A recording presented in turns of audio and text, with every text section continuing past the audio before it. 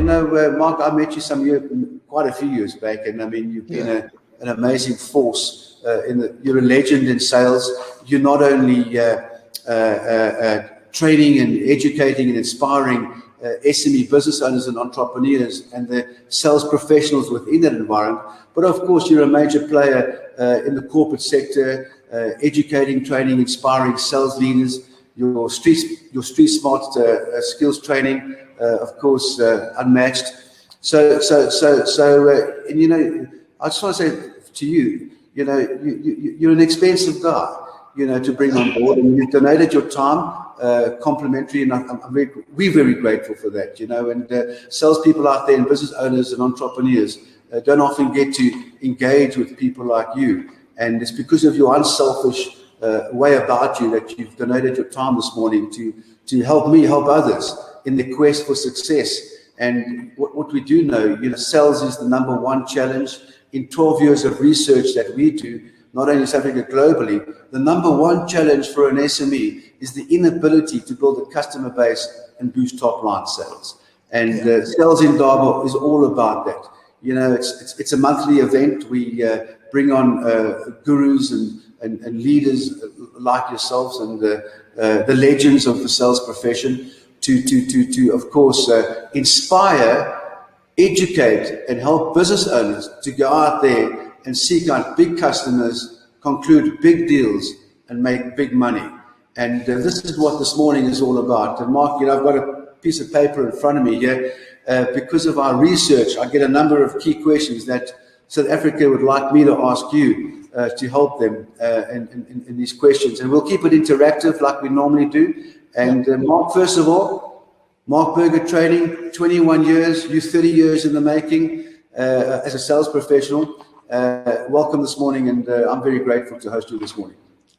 Mike, thank you very much. It's an honor and a privilege to be here. You say I'm expensive. I like to say that I give value. A lot of salespeople often struggle with their product or their service being perceived to be expensive. But usually what I say is when someone has a problem with the price, it's because we haven't yet been able to demonstrate the value. And there's quite a difference between price and value, and we'll talk about that today. But I just want to say back to you, when you say to me, and I'm humbled and I'm almost embarrassed when you say I'm a legend. Thank you very much. It has been 30 years. I've been selling since, let me see, what was it, 1985. Show you how old I am. You've also been selling for a long time, but you and your organization, I want to thank your team, very, very professional, the NSBC. What you're doing for entrepreneurs is amazing. We need support in these times. We need all the help we can get in all aspects of our business. And entrepreneurs, as you say, are resilient. They tend to bounce back. They make a plan. They pivot. And some entrepreneurs are very good at selling. Some aren't. And I think that whether you become good at selling or you employ good salespeople, understanding the sales process and the science and the techniques and the tools and the tips that we're going to talk about today can only help you to grow your business. I like the fact that it's interactive. We're going to keep it like that. We're going to try and make it not academic, not too theoretical. Sales is a practical thing. It is changing, Mike, and what you said earlier, face-to-face is the best way to build relationships. And today, in these challenging times, this is a new version of face-to-face. This is kind of a new way of doing things. And I think we have to become more comfortable with it. And it's never 100% perfect. Sometimes things happen with technology, and we just got to roll with the punches. I think that's one of the things we have to realize is we used to say ready, aim, fire. Like start preparing. It talks about launching a business, for example, aim, fire. The world is working so fast that a lot of my clients are saying ready, fire, and then take aim. In other words, done is better than perfect. And I don't know about you, Mike, I'm a little bit of a perfectionist. I like things to be 100% perfect. But I think we've got to let go of that and just not strive for perfection, but understand that it's never going to be 100% and just do the very best we can. I see some great questions coming in here as well, Mike.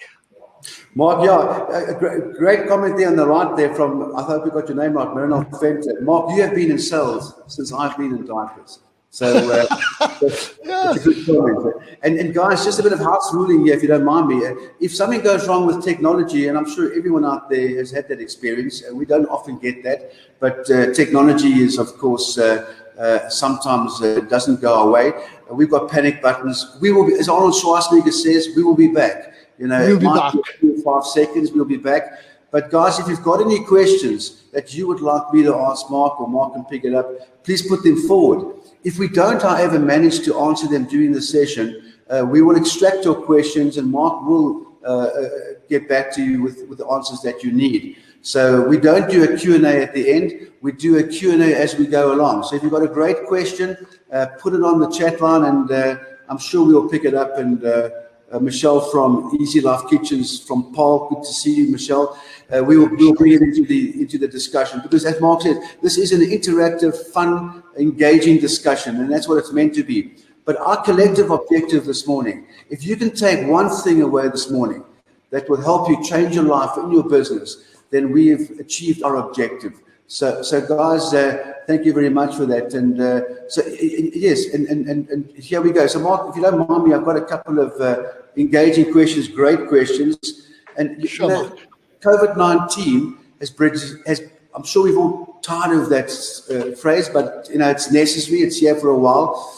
But I think what it's taught us is to be different and to act quickly. But Mark, yes, what are your current sales challenges at the moment, where we are right now? Well, what I'm finding with a lot of my clients, Mike, is it's more competitive than ever before. Money's tight.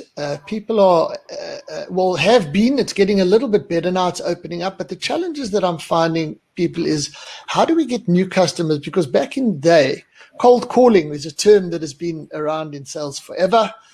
Mike used to knock on doors in the evening selling encyclopedias. I know people who used to sell vacuum cleaners. We can't necessarily knock on doors. So, for example, the Americans refer to cold calling as a telephonic function, where you get on your phone and you make calls.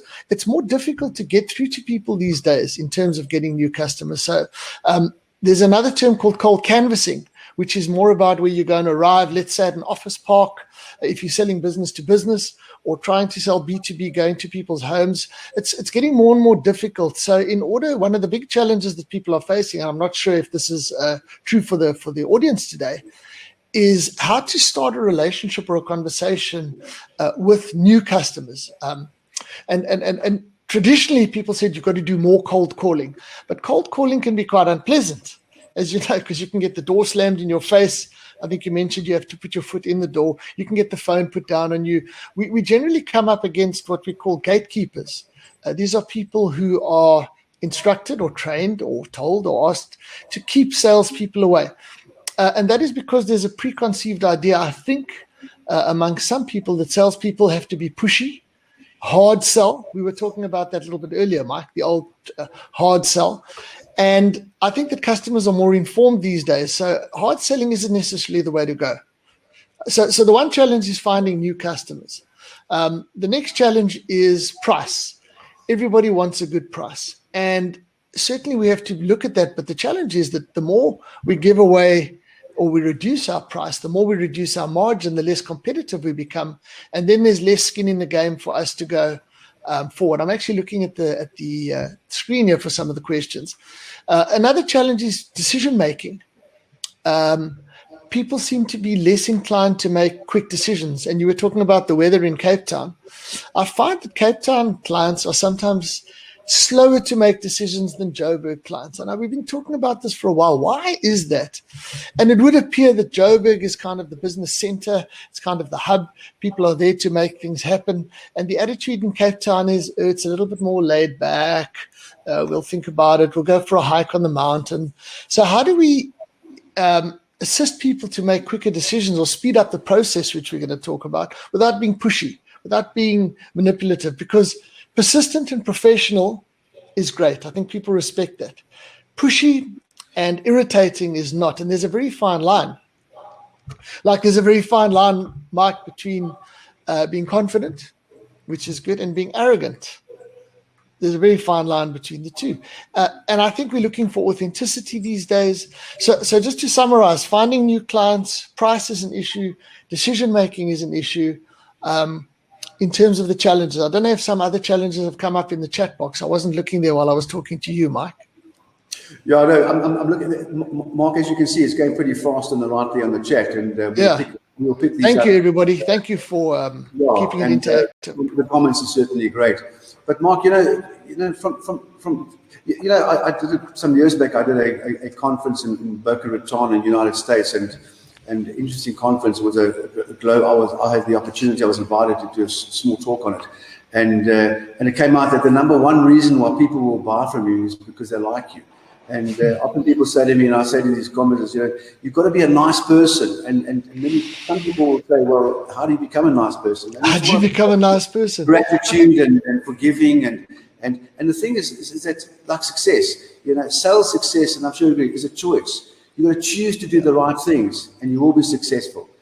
Because anyone out there can be a great salesperson if you choose to be. And it's a never-ending learning experience. And I know you often say that, that sales is not only an art, it's also a science. And we've got to, and it's a learning thing. We can learn to be rainmakers, and we can learn to be happy. We can learn to be successful. We can learn to be grateful. And these are the kind of innate ingredients within us that can help us to achieve to what we want to be, and of course get ahead, because that is the number one thing. But Mark, from your point of view, what is the definition of selling, and how is it changing?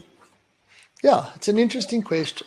If you Google selling, if you go and look at the dictionary definition, it will say to give or hand over something in exchange for money. So for example, here's the phone, I give it to you, and if you agree, then you give me cash, or you swipe your credit card, and it's an exchange. This is a product. Or it could be a service that one offers, something like a software service or a subscription to NSBC or sales training. But I think, as you mentioned earlier, that there's a couple of definitions that I'd like to talk about today, which will maybe assist everybody on board to do better at selling. Just to go back before I talk about that definition, you said the number one thing that came out was people buy from people they like. How do I become more likable? Well, I think it's also people buy from people they like, they respect, and they trust. I think those three are definitely, and how do we build trust? It's in the behavior, it's in the service that we give, it's in the way that we engage with people, it's in our communication, which I'm going to talk about. I've got a long definition of selling and a short definition. So the long definition, which you spoke about, is selling is the art and science of influencing people to say yes. The art and the science. What's the difference between the art and the science? It's the left and the right brain. So the right brain is more the emotional side, the connection, which works on things like the five senses, the fact that we can see one another, the tone of voice, the human side, the connection. The science is about the process and the admin and the CRM and the analytics of what's going on and data. The science is knowing your product or your service, product knowledge, which is normally trained a lot. Mark, I find a lot of salespeople get trained in the technical side of what they're selling.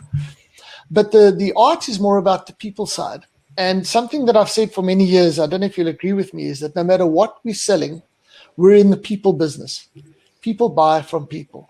And people buy based on a relationship which is based on trust and liking and respecting. I would say to you, I don't necessarily want everybody to like me. I would love it.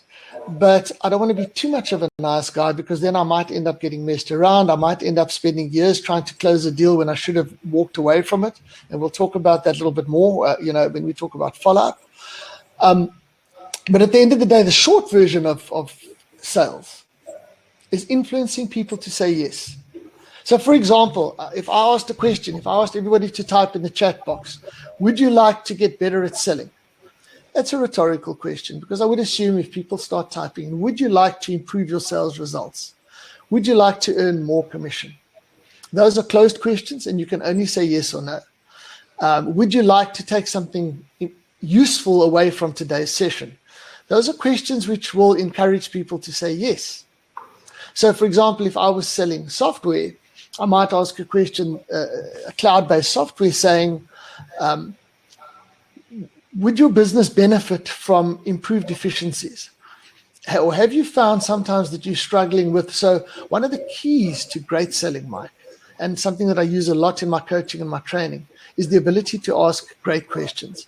Kind of like doctors do, lawyers do. Sales is a profession, when you come back to that definition of influencing people to say yes, the art and science. crafting great questions, and that's what you're doing right now. You've taken surveys and you've been doing them for a long time, and you're taking the concerns and the needs and the requirements of your members and the people on this webinar, and you're crafting great questions. So one of the sayings that I've been using for a while is that telling is not selling. I don't know if you've heard of that before, Mike. Telling is not selling. And it comes from the old days when we used to pitch. We used to say, right, I'd like to spend a few minutes telling you about my business. We are called XYZ. We've been going for this long. And we start talking about our company and we give a brochure and a business card. It's far better to lead with a question. Something like saying, Mike, I see the NSBC has been going now for 13 years. Quite a journey. What are some of the highlights, or what would be some of the areas of concern that you have, that your members have? So leading with questions rather than a pitch is one of the keys to building that trust, to being liked. Because the moment you lead with questions, you tend to trigger a respect in people, which they get from all professionals, architects, accountants, lawyers, doctors. Questions are a fundamental part of their repertoire, or their mode of operandi, or their process, to put it that way. Over to you, Mike. Absolutely. And, like you say, we've got to stop telling and start listening. Let's start thinking like a doctor. If we can all think like a doctor and listen to our prospects' pain and show them how we can take their pain away, we're in business. And that's so seldom done in the right way. We stop telling about futures, start listening to your prospects' pain and take their pain away. But Nick's got a good point on the chat there. We live by this, Nick. We hire people in our organization with an attitude. We can teach skills, and I think, well done to you. You can't teach attitude, but you can teach skills.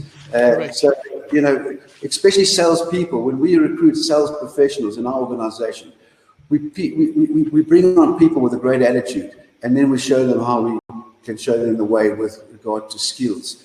But so Mark, in today's environment, in your opinion, what are the key elements for sales success? Great question, Mike. You spoke about the first one right now, attitude or mindset. You get two kinds of attitude, optimistic and pessimistic, you could call it, if you really want to simplify it. So the optimist sees the glass half full and the pessimist sees the glass half empty. COVID tended to make us in the beginning very pessimistic and very nervous, and it's a change and it's a challenge. And I was on a webinar last night, because one of the things I encourage salespeople to do is exactly what you're doing here today. Continuous improvement. Spend a bit of time developing yourself. You'll notice there's quite a lot of books behind me. I continue to read and grow and develop, because knowledge is power. So just to come back to your question, the 5 key elements starts with an attitude. So it's a curious, an inquisitive, a positive attitude. And let me be honest with everybody here. I like to be honest. I am not always uppity, happy, joyful. I also have sad times, flat times, nervous times. I think I'll be honest, Mike. You say you hire someone for attitude, but life is real. There are times when we have setbacks. There are times when things happen in our personal lives, health-wise, financially, and I think it's being able to deal with that. So one of the things that helps a positive sales attitude is not to spend too much time looking at the news, because a lot of the news is pretty negative. I'm talking about the general news, the politics. Industry news is much better, depending on the segment that you operate in. That kind of news is good, and looking out for the good news. You've got guys like the Good Things guy. I don't know if you know the Good Things guy, and you've got people who actively and positively look out for what's going right and what are the positives. My late dad used to say something very interesting, and perhaps you can think about that. He said, every problem is an opportunity in disguise. For example, I used to spend a lot of time, like you, Mike, flying all over the country, flying all over Southern Africa. Year before last, I was in Dubai doing training. I was in Kenya doing training. It was wonderful. However, now we're doing things like this, and it actually makes us more efficient in a way. I still like traveling. I still like face-to-face, but there's a balance. And I think this has encouraged us, or you could say forced us, to take the attitude that we're now digital. We have to go with it, even if it's a little bit uncomfortable. It's a learning curve. And I think 80% of what made salespeople successful in the past is still valid, and I'm going to talk about that. Starting with attitude, but there's 20% that changes all the time that we have to refine and update in terms of the way we do things. So the second thing after attitude, and I would normally share a screen, but I don't want to do that here. I want to keep this conversational. So the second thing is skills, sales skills. Now, there's a lot of skills in sales, Mike. I'm sure you'd agree. Communication skills, listening skills, questioning skills, planning skills, using your diary and your calendar effectively. These are all skills, time management skills. These are skills that we can learn. Now, all of us are good at some of these, but what I usually find is that every salesperson have got areas for improvement. We used to call them weaknesses. We don't anymore. We call them areas for improvement, opportunities to improve. So the right attitude and the right skills. The third thing that really made a difference to my business some years ago is what we call sales process. Sales process is the series of steps that we take or that we involve customers in order to sell our product or our service. So step one could be a phone call, an email, an engagement, an incoming inquiry.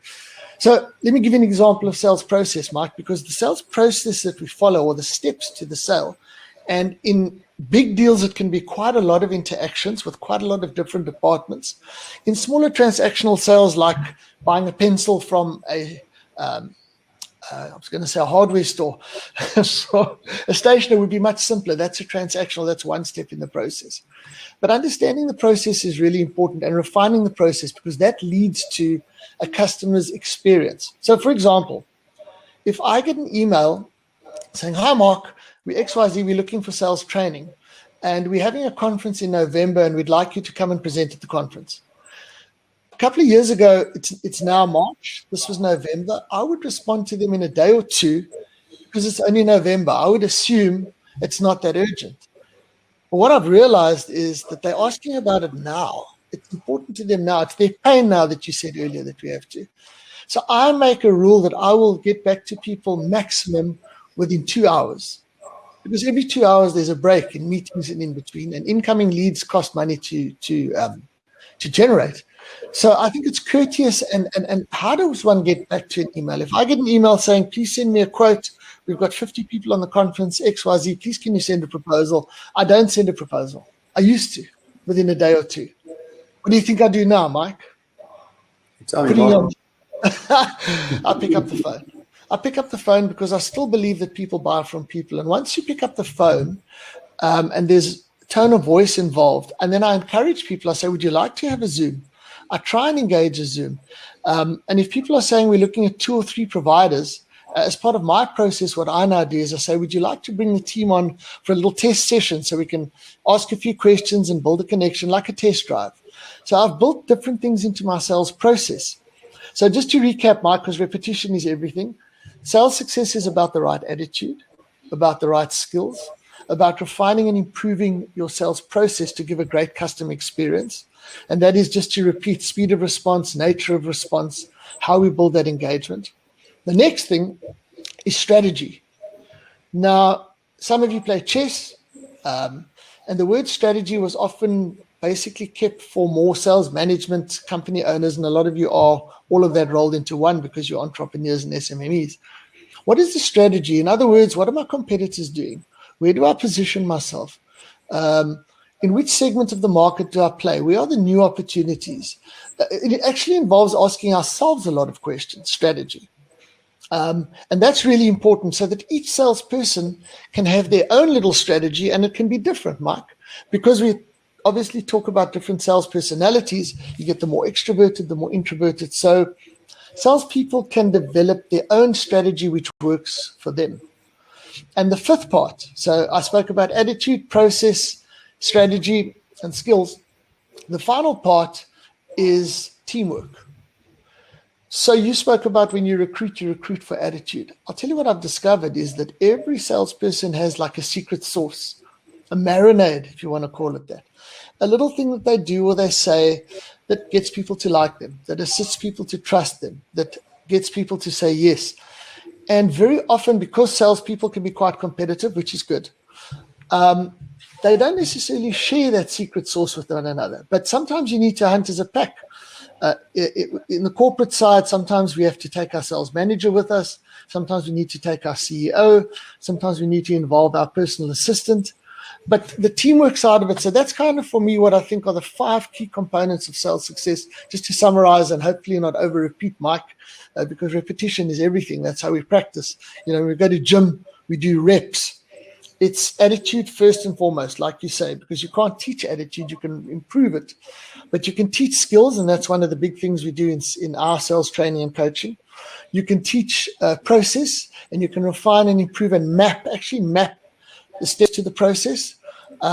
You can definitely refine and improve your strategy, and you can certainly refine and improve your teamwork by sharing best practices, by sharing how you managed to get someone who was hesitant to make a decision, what closing technique did you use, and also, interestingly enough, Mike, by also discussing deals that you've lost. One of the things salespeople often don't do is discuss deals that they've lost. I think that's important. If someone comes to me and says, Mark, thank you very much for your proposal, because I don't close every deal. I try and up my closing ratio to 60 or 70%. Some people work on 10 or 15%. Call centers work on 1 or 2%. But why didn't we get the deal? May I ask, was it the price? Was it the process? And very interesting, we can learn from that, from our mistakes or from the deals we didn't get as a team, and we can share that. So I hope that answers your question. Mike, back to you. Mark, super. We can talk about attitude all day long, and I think that what's quite interesting is that to all our delegates out there, and I often do this. Google, how can I improve my attitude? It's the foundation. It's like Maslow's hierarchy of needs. At the bottom is attitude, and you know what? We can all learn to improve our attitude. But coming back to what you said there on the telephone. And I spend a lot of my time analyzing the world's greatest rainmakers like yourself. They spend 90% of the activity on the telephone. On the telephone. And the problem with a lot of people today is they're using technology, only technology, to try and achieve their sales objectives. And it's not a workable formula. There's nothing wrong with technology as a combination or a follow. But too many people now are not using the telephone to engage with prospects or customers. But that's true, Mark. Yeah, to move further on to that, Mark, just before I go into my next question, last year we did a roadshow on the country, and a big part of one of our big initiatives is Small Business Friday, mobilizing the nation to go big by supporting the small. And on my road trip, it was during the, of course, pandemic, I visited a small coffee shop in Simonstown called La Savia. And I walked in there with my family, and as I walked in the door, the gentleman walked up to me and says, "Good morning, sir. Today I'm going to smash all your expectations." I mean, I was blown by that statement. I sat down, and within 3 seconds, we all got a menu. 30 seconds later, how can I assist you? The food delivery came within about 5 minutes. It's the greatest breakfast I've ever had in my life. And once that morning's experience was over, he came to me and said, "Did I smash your expectations?" Since September last year, I must have told that story about 100 times. And I must have encouraged about 400 or 500 people when they are in Simonstown, in the southern point of the Cape, Simonstown, go there. And I think that's what it is. That comes to my next question, Mark. How can we better serve our customers, and how can we smash our customers' expectations? Yeah, a very good question, Mike. Again, I think those expectations, I mean, when you walked in, it was a speed of response. It was quick. People are impatient. So the quicker we can respond, the better. Secondly, it was the way that he very clearly stated, "I'm here to smash your expectations." He basically set that up. He almost neuralistic programmed in your subconscious, "Hey, this is going to be great." And that actually influenced the taste of the food for you. That's why you said it was a great breakfast, because it was a complete experience. What I find is that some salespeople say that once you buy from me, Mike, then I'll give you great service. And I think that's wrong. The whole experience of being sold to. There was a coach in America, Jeffrey Gittimer. He had a wonderful saying: "People don't like to be sold, but they love to buy." Don't know if you've heard that before. People don't like to be sold, but they love to buy. Meaning that I don't say to my wife, "We're going to go and be sold a car today." I say we're going to go and buy a car today. And I saw some people mentioning here that they're in the automotive industry. It's very interesting that it's not about the car. You know, people will often talk about the car and the fuel consumption. I mean, obviously that's important. It's about saying to somebody, I mean, when I work with car salespeople, it would be, Mike, hi, how are you doing? What type of vehicle? Are you looking for a specific type of vehicle? What type of vehicle? What's important to you? Is the vehicle for personal use? I'm going back to the questioning techniques now.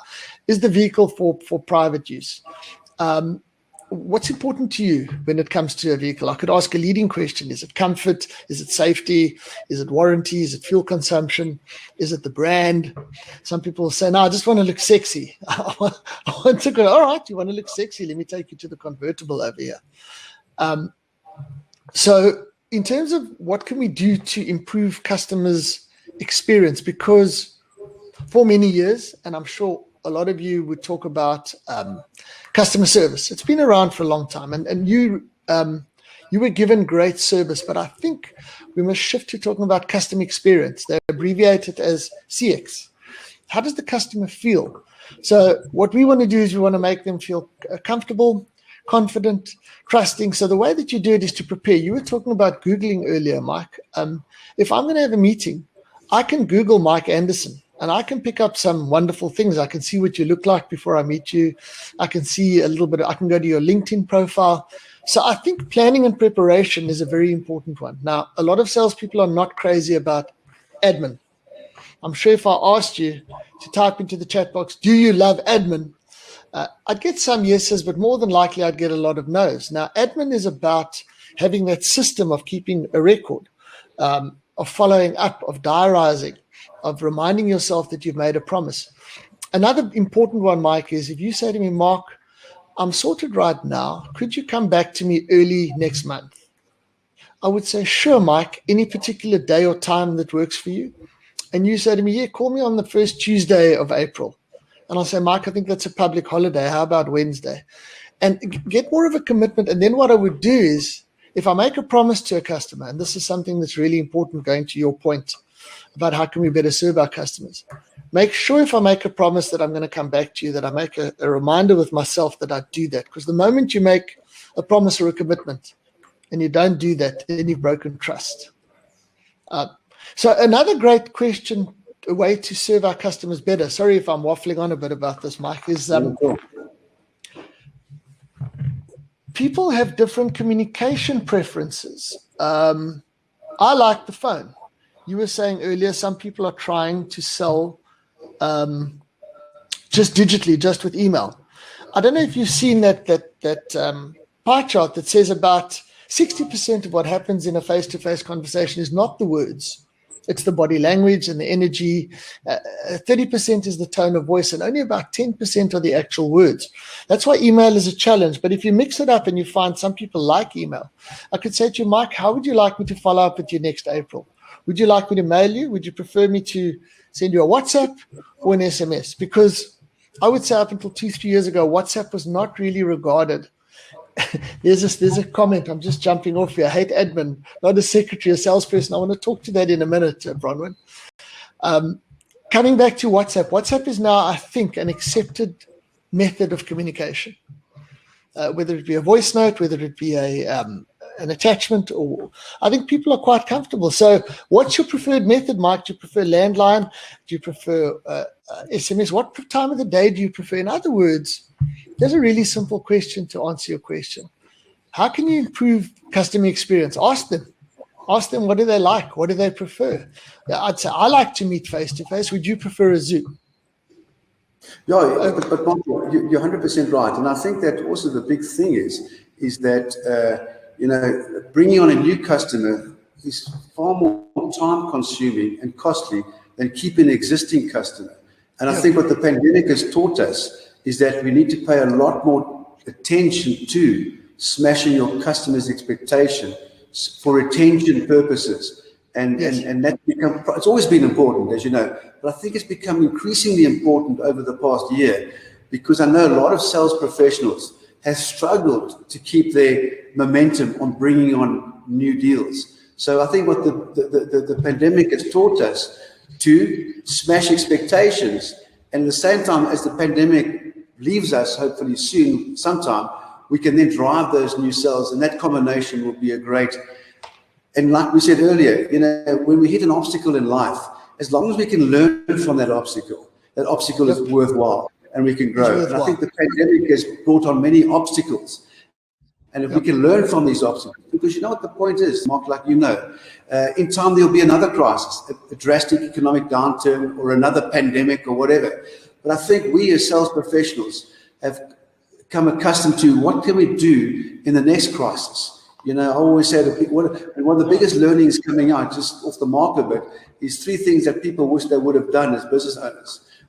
Of course, they wish they would have stockpiled more cash, reduced debt, and eliminate non-essential spending. And if we can just learn that as a business principle, then the pandemic, from a business perspective, could be worthwhile. And I think that's the key point for ourselves. If we get an objection, let's learn from that objection. And when we get an objection again, we know how to handle it. And that's what I say. For every no we get, it's cool. The no's are cool because that allows us to get to the next yes. As a sales professional, we will have answers, and good answers, to every no that we get, and of course to build our businesses. But Mark, before you go there, I just see there's quite a conversation going on admin, and the guys are chatting to each other, which is really great to see. Sean saying no admin, no sales. How do you manage your pipeline? Someone says I'm not a secretary. I want to be honest again and authentic here. I don't like admin. I really don't. However, what I've learned is that whether it's CRM, customer relationship management, if you have a system, whether you do it manually, whether you make notes. I'll give you a small example of admin. When I speak to customers face-to-face, telephonically via Zoom, I'm in the habit of making notes when I speak to customers. And often in training and coaching, my delegates say, no. I'm not going to make notes when I speak to the customer. It's rude. But if I say to you, Mike, sorry, while we're talking, do you mind if I make a couple of notes here? 99% of the time, customers will say, sure. Obviously, if you're going to be making notes on a device like a phone, a tablet, or a laptop, just say to people, would you mind if I make notes? And generally, people say yes. And if you think about it, coming back to professionals, doctors make notes when you talk to them. They have to. It's by law. Architects make notes so that they can then go back when they're designing your home. So all professionals make notes, ask great questions. The second thing that I want to share with everybody here, what's been useful for me, is something called the Outlook calendar. Mike, I'm sure you also find that calendar or a diary, it used to be the old page a day, or actually it was the Filofax back in the day. Just having a calendar, and the calendar is for appointments, the calendar is for reminders, the calendar is for tasks. The calendar for me, because if I don't write things down at my age, Mike, with this gray hair, if I don't write things down, I sometimes forget. And so, like I said to you before, a follow-up gets put in the calendar. And it's now, if I say to you, I'm going to follow up with you in April, I will actually make an appointment with myself in my calendar, which says, promise to get back to Mike on the 3rd of April because the 2nd is a public holiday. In other words, I don't just make appointments with customers, I make appointments with myself. Another thing, Mike, is I use meeting requests. I don't know if this can be useful.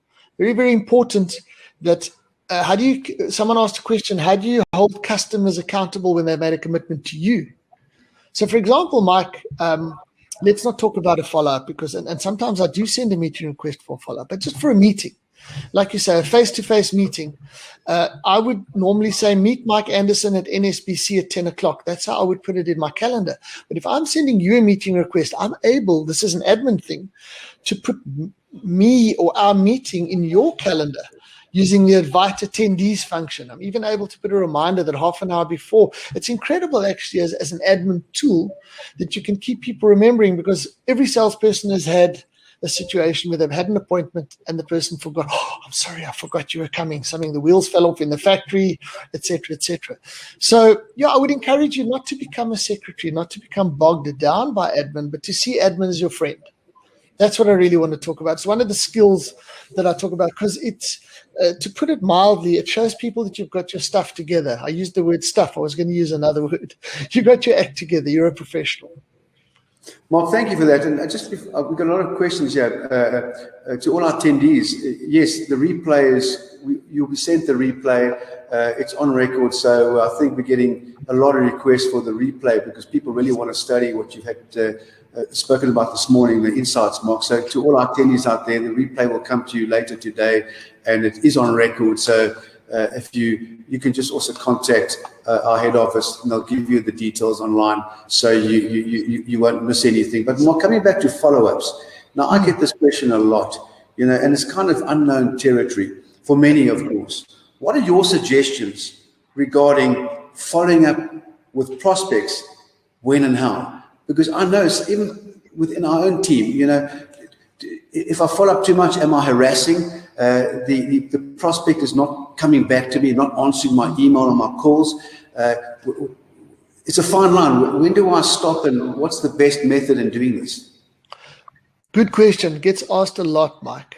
Firstly, someone asked about closing the sale, and we can end off here talking about a couple of closing techniques, but opening the sale is important. Like we said, planning, doing your research, understanding who you're going to see, understanding the organization if you're selling to it, or if it's just a husband and wife, if you're selling to B2C, asking the right questions. But let me rather tell you a story, perhaps. That'll help.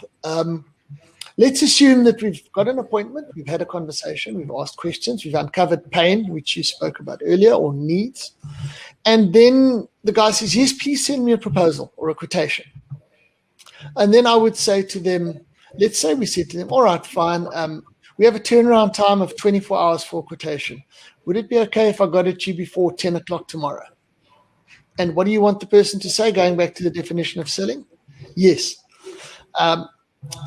The guy could either say yes, or the customer, or the prospect, or the lady, or they might say, look, no, tomorrow I'm not going to be in office. You can send it to me by Monday morning, 10 o'clock. Great, I'll have it in your inbox before Monday morning, 10 o'clock. Let's say it's an inbox, or I'll deliver it to you. Now, here's the thing, Mike. What I did for many years was I'd send that proposal before 10 o'clock because you want to smash the expectations, right? You want to get it in at 8:30.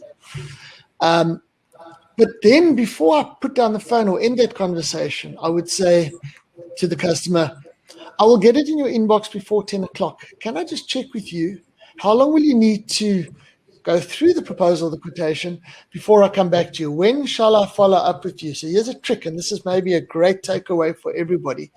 Try and negotiate the follow-up before you send the quote or the proposal, rather than send it, and then you get into this kind of mindset where, well, should I send it? Is it too soon? Am I going to seem desperate? Should I do it quickly? Should I do it slowly? Should I do it today? Should I do it tomorrow?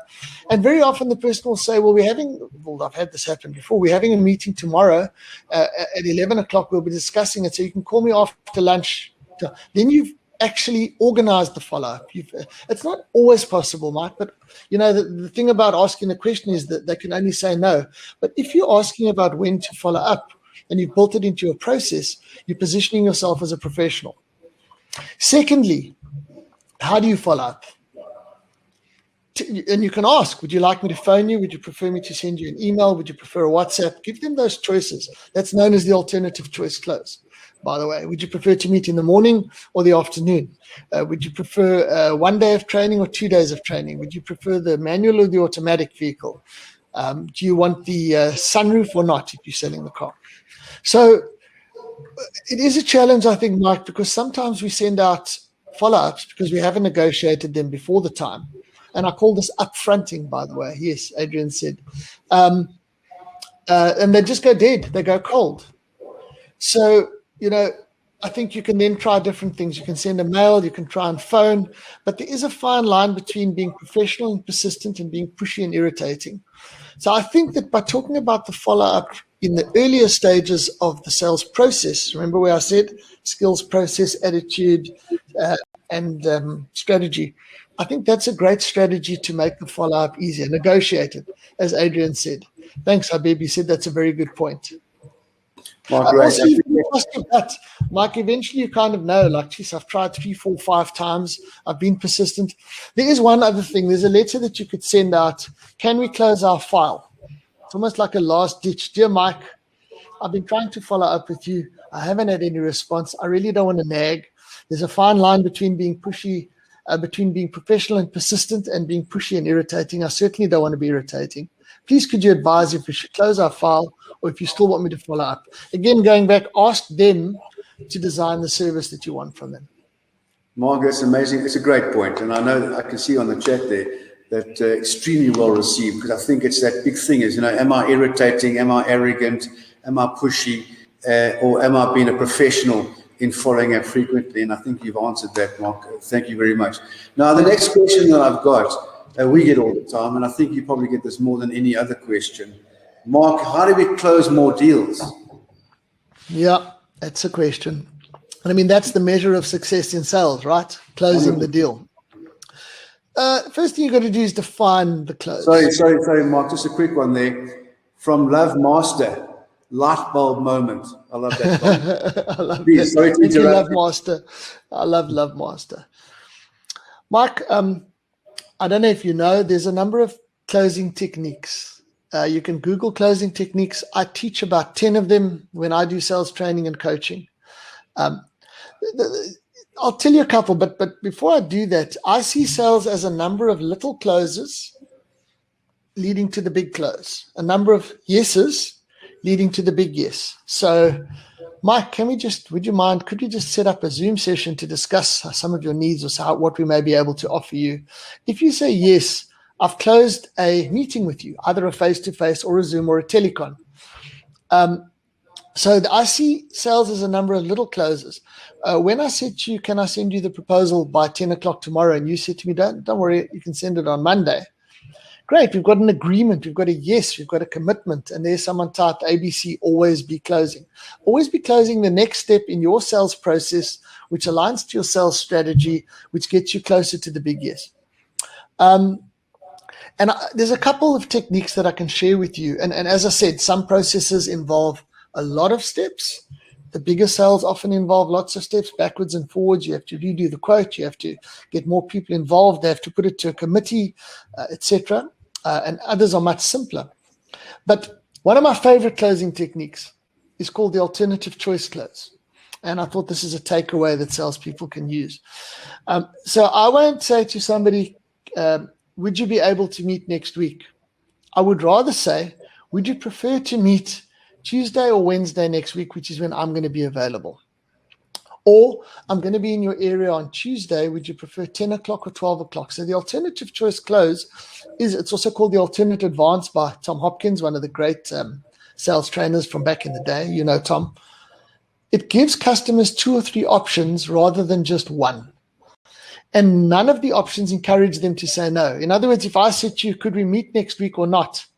That's not an alternative choice close, because I'm giving you an option to say no. You can still say no if I say, would you prefer to meet Tuesday or Wednesday? And you could say to me, Mark, I'm not in the office Tuesday, Wednesday. I'm going to be in Cape Town. Okay, great, Mike. Let's look at next week. I'm open next week on Tuesday. What's better for you, the morning or the afternoon? So the alternative choice close, you can Google it, or the alternate advance, is a closing technique. The may I make a suggestion close is quite a soft close. It's not a pushy close. Mike, may I make a suggestion? In order to assist you in deciding who you're going to use for your training and coaching, how about tell me, when do you have your sales meetings? And the client says on a Friday at 10 o'clock. May I make a suggestion, Mike? How about on Friday at one of your sales meetings, you invite me in to come and do a little motivational talk to your sales team, to ask a couple of questions, and then you can actually see or experience the way that I work. Like a test drive, call it if you will, Mike, because I'm sure you'd agree you don't want to buy a vehicle until you've given it a test drive. And I believe it's exactly the same with training and coaching. Specifically, if I'm going to be doing it online, which is how I do a lot of it these days, let's have a little, how does that sound to you, Mike? Now, if I said, how does that sound to you, Mike? It's a closing question. I'm wanting you to say yes. One of the old-fashioned closing techniques was, if I'm feeling that you are ready to buy, was, okay, Mike, you just need to sign over here and point to the spot, or can we complete the paperwork now? Another alternative choice close is, if you're in retail, is, will you be paying by cash or credit card? So those are some of the examples, Mike. And I think we've got to be careful, because if we use closing techniques too soon in the sales process, we can push people away. I'm talking about the big close. Rather focus on building the trust and closing the next step and being patient. not being too patient, obviously, not letting the thing go cold. And we want to keep a sale warm. So sometimes in between, let's say a guy says, look, it's going to take me a week or two to decide. I'll say, absolutely fine. If I haven't heard from you in a couple of weeks, I'll follow up with you. Sometimes they'll say that. But maybe 3-4 days after that, I might just send them a little something. Not, Mike, have you decided? Mike, here's a little article of something about your industry. Yes, a thing I read on 10 tips to save electricity, seeing as it's become so expensive. And I call that Go Giving, or top of mind reminder, where I'm just staying in touch with the person, but not necessarily saying how you're doing with making the decision, although they know that one of the reasons I'm staying in touch is because I'm a professional and I want to close the deal. But I would encourage, just to wrap up, and I think we're getting close to the end of the session now, Mike, brush up on your closing techniques. It's part of that thing where I spoke about earlier, sales skills. Closing techniques, you've got a thing called the reflective close. A client says, would you be able to deliver this to me next week? A normal answer would be, yes, I would, which is correct. But the porcupine or the reflective close is, yes, I would. Which day next week would you like me to deliver? Because yes, I would is giving information. Which day would you like me to deliver is getting commitment. So always be closing could also be ABC of selling, always be closing. Could also be paraphrased to always be getting commitment to the next step of the process. And that's why I keep harping on about it, because it made a massive difference to my sales success and my closing ratio when I started to analyze and refine my sales process. It's something that I do a lot when I work with salespeople, is not just the skills, not just the attitude and the motivation, but the process, because that process builds the trust, builds the connection, builds the rapport, which obviously is a word we used a lot in sales, and helps you to close more deals. But I will say, like you said, Mike, you're never going to get every deal. As long as you can be learning from your mistakes or what you did wrong, if you can ask customers why you didn't get the deal, if you didn't get it, sometimes they'll tell you, sometimes they did. But sometimes you'll know for yourself. Brush up on your closing techniques. There's about 20 or 30. There's the Benjamin Franklin close, which is like a written balance sheet close. There are a lot of closing techniques. So besides the couple of examples that I've given you, I mean, so do we have a deal? That's a straight, direct question. But the problem with that is it's a 50-50. So will you be paying by cash or credit card would be far better, because whether they pay by cash or credit card, we're getting, you've got a higher chance of closing the deal. So brush up on your closing techniques. Google closing techniques. Speak to me, ask some questions. I'll send you a couple, or we can discuss a couple, and become comfortable to close, because I think there's a fine line between being very nice and not pushy and being scared to ask for the deal, because at the back of our mind, we sometimes have this block that we're scared to ask for the deal because we could get a no. But here's something that you can take away.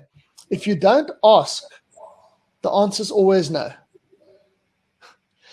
100%. And I like what you say, in a nutshell, always be closing using the alternative method. And I think that very few professionals use the alternative method. And I think we can certainly improve our closing ratio if we adopt that method. Mark, a couple more questions before we close off. And I think that a big thing in the sales industry, we get it from business owners all over the country, is, prospecting and finding new sales opportunities. Have you got some insight into that for us? Yeah. Again, I think I spoke earlier about cold calling. It's tough picking up the phone and trying to call a strange person who doesn't want to be spammed, poppies coming in. And that's where I start talking quite a lot about marketing, Mike. We've got social media. Obviously, you've got LinkedIn if you're working in the B2B environment. You've got Facebook, you've got Instagram.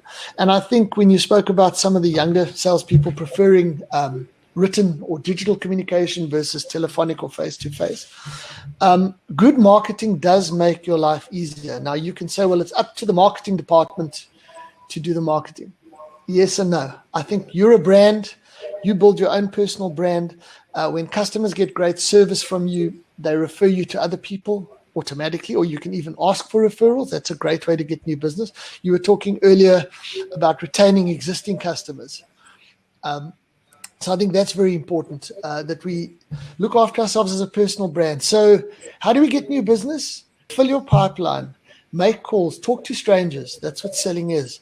But look at your own personal brand. Look at getting involved. I'm learning now with LinkedIn in certain groups in your industry, responding to, a cold call on LinkedIn is not the way to go. Just like Google a person, join up with them and say, hi, I want to sell you something. Rather start off by, it takes a bit of time. It's a long game. And I know salespeople are driven by short-term targets, which puts the pressure on, but also motivates us. But just rather make a little comment. Hey, Mike, really enjoyed your comment there. I thought that's great. In other words, start a relationship on LinkedIn or on Facebook. And you can use your own social media branding, whether it be memes or whether it be tips. Writing articles has been very useful for me, Mike, and some people go, what do you mean write an article? An article can be, or a blog can be 150 words. I think we need to think out of the box a little bit and start seeing the role of sales as not just purely being talking to people and getting the deal, but marketing, seeing ourselves as a brand and working closely with our marketing department, because when your marketing is good, it creates pull instead of going out to go and push. So I'm not a fan of cold calling, so I rather focus on Google and SEO and optimizing my website. And like you say, go giving something like this, where perhaps some of the people on this actual meeting will maybe approach me and look for some more work. So expose yourself out there in some way. And again, it depends on your personality style.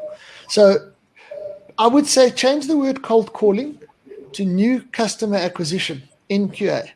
And then say I can do that by improving my marketing. I can do cold calling. I can do cold canvassing. I can do warm calling. I can get referrals. I can ask for referrals. I can join associations. I need to take slightly more of a marketing mindset or work. If I have a marketing department, a lot of us are the marketers and the salesperson, but not only always be closing, but always be building your brand, always be out there as much as you can. Mark, it's a great point. And I mean, like, referring back to LinkedIn, find ways to help others in your prospect line. I made a great statement there. I saw that your son scored 2 goals in a soccer match 2 weeks ago. Congratulations on that. And I think that's a key point, building that relationship, building that respect, that trust. I always say, that if you have integrity, nothing else matters. And if you don't have integrity, nothing else matters. And I think that LinkedIn is a very powerful way to be able to build a relationship, and the selling will come. If you're true to yourself and you help others, you'll always be okay. So a great point, Mark. Mark, I've got one final, look, I've got so many questions here. I know there's another time, but I'm going to ask you one question, and I'm getting this a lot coming through. What immediate actions will improve sales performance? Well, I mean, if we review what we've spoken about today, have a positive attitude, because an attitude is infectious. Cultivate a positive attitude. Do what you can. Physical exercise, reading positive affirmations. There's so much out there in terms of having the right attitude and mindset. Get disciplined. Stick to some kind of a structure. Salespeople can be quite undisciplined. Put down certain times of the day and of the week to prospect, to fill your pipeline, to develop marketing. Put some structure into your day. That comes down to the admin side. Use technology more effectively. I think it's really important, and it's a long game. It takes a bit more time. Upskill yourself. So put in your calendar, I'm going to take a little bit of time like you have today, and I want to acknowledge every single person here for investing in yourself. You haven't spent time, you've invested time, because you're going to get a return from this. You're going to take away that one thing that Mike spoke about, and you're going to apply it and implement it. And I think do something different. It's one thing to read a book or come on a course. It's another thing to do things differently. Be careful of analysis paralysis. Go and do something different, even if it makes you feel uncomfortable, even if it makes you feel weird. And if you think it's not working, give it a bash. Go and do something differently, because if you do what you've always done, you're going to get what you've always got. 100%, Mark. In many of my talks, I always say, people say, what can I do today that can make me more successful? And if you look at the world's top 1% of global entrepreneurs, they get up before 5 o'clock in the morning, they exercise, they reaffirm their short-term, medium-term, long-term goals, they have a healthy breakfast, they spend time with their family before 8 o'clock in the morning. And it's the kind of things, it's time to challenge the status quo. Walk, swim upstream, walk on the wrong side of the pathway. go up the wrong side of the escalator. Sounds crazy, but these are the kind of things that we need to do in order for us to, and also, follow the most successful people in the world, the rainmakers, those top 1% of sales professionals around the world. What do they do that no one else does? And we don't have to change the wheel. It's like Bill Gates says, copy what I've done in my life, and I'll be grateful for that. So these are the kind of things. Mark, your insights are amazing. The tips, the strategies, the trends we can adopt can really change. I know our attendees are really grateful for what you've done this morning, and I certainly, and the NSBC is, and we certainly look forward to a continued journey over time. And to guys out there, thank you very much. And I know we've normally, we could go on for another hour, but I know time is of the essence. But I think these tips are full circle that can allow us to get ahead. So to our attendees out there, thank you, Mark. Thank you very much. And next month, our next Sales Indaba will be launched tomorrow. And Mark is not the last one, I'm sure. But thank you very much. Very grateful for your time. Thank you. Thank you. And thanks to you and the team at NSBC, and go out and sell well and have fun and make a difference and obviously make money. Thank you, everybody. Absolutely. Look forward to hearing from you. Thanks, Mike, and thanks, team All at the best, NSBC. team. Thank you very much, guys. All the best. Cheers. Bye-bye. Subscribe to our channel today and click on the notification bell. We look forward to the journey of inspiration, education, insights on how to become part of the 1% of the world's most successful people, and importantly, on how to build a bigger and more successful business quickly.